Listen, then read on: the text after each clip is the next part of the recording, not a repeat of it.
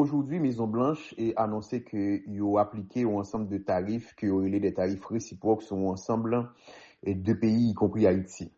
En ce qui concerne Haïti, les tarifs douaniers sur tout produit qui a entré aux États-Unis d'Amérique, il y a de l'ordre de 10%. C'est-à-dire, quel que soit produit haïtien qui a entré aux États-Unis d'Amérique, 10% n'a pas appliqué sur eux.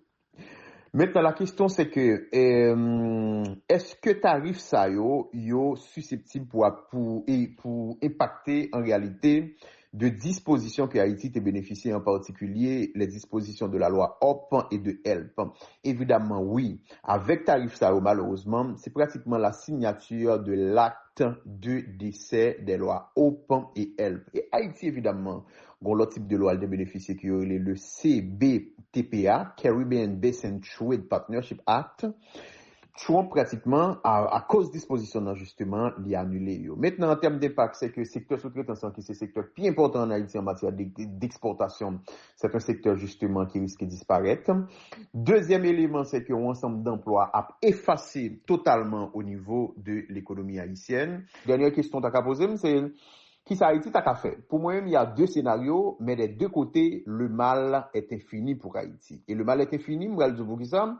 Et d'abord, premier scénario, c'est que Haïti t'a dit, il n'y a pas de problème, monsieur, tu peux pas appliquer 10% des tarifs sur Haïti, nous-mêmes, n'avons pas appliqué tarifs sur les taux.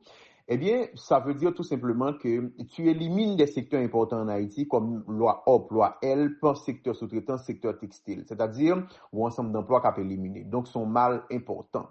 Deuxième élément, c'est que Haïti t'a dit, écoutez, pour annuler le tarif, monsieur Trumpio, mettez tout tarif parmi à zéro. Parce qu'il faut pas oublier, c'est des tarifs réciproques. Tarif réciproque, là, veut dire, soit mettre sous moyen, c'est lui, mettre sous auto. Donc, si Haïti met 0% de tarifs sur les produits en provenance des États-Unis d'Amérique, États-Unis d'Amérique a fait pareil. Mais sauf que, il y a un autre mal. Si Haïti met 0, eh bien, il arrive que Haïti a en difficulté pour collecter des recettes douanières. Pas oublier, recettes Haïti, c'est principalement des recettes douanières.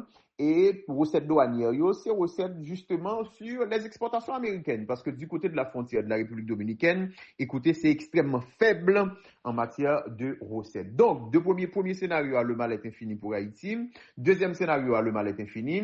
Mais maintenant, troisième élément que tu as gagné, c'est justement des négociations diplomatiques.